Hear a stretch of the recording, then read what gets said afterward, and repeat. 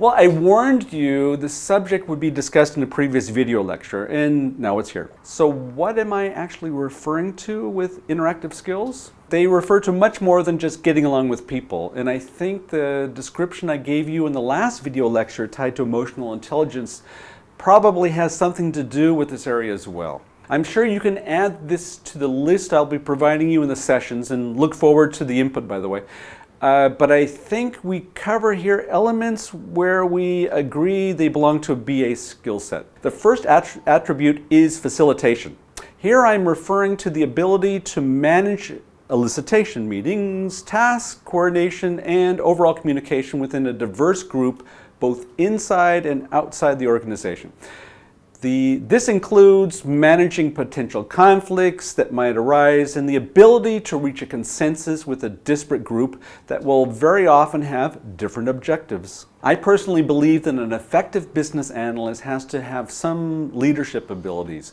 Here I make a clear differentiation between leadership and management, although the two words have plenty of elements in common. To be a good manager, you need leadership abilities. To be a leader, you don't have to be a manager. What are some of the elements we should consider here?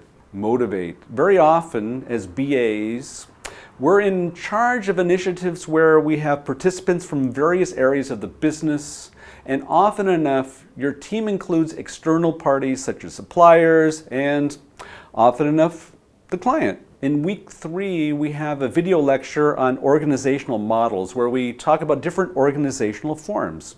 So I won't go into too much detail here. One important point to raise, though, concerns the ability to influence individuals who do not report to you. Two gentlemen by the name of Blake and Moulton came up with the 5 general techniques for resolving conflicts back in 1964, and they are irrelevant today as they were over 50 years ago. The first technique is to withdraw or avoid, and I think you agree that this method is very popular. Either one directly avoids or postpones a discussion.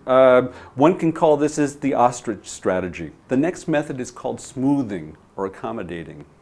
We concentrate solely on the positive and don't address the conflict. Our next method concerns compromise or reconcile. Basically, we try to come up with some middle way as a temporary reprieve. Force or direct is the next method. Very often, a phrase such as, "do it my way," is often used. The last technique is called collaborative and problem solving, where an open dialogue is conducted, different opinions are expressed, and the goal is to reach a consensus and gain commitment from all the participants. Now, I'm not going to say that one method is the best to use, but I think we would agree some are not optimal. The fact is that you as a BA might very well be called upon to perform such actions, and this should be part of your duties.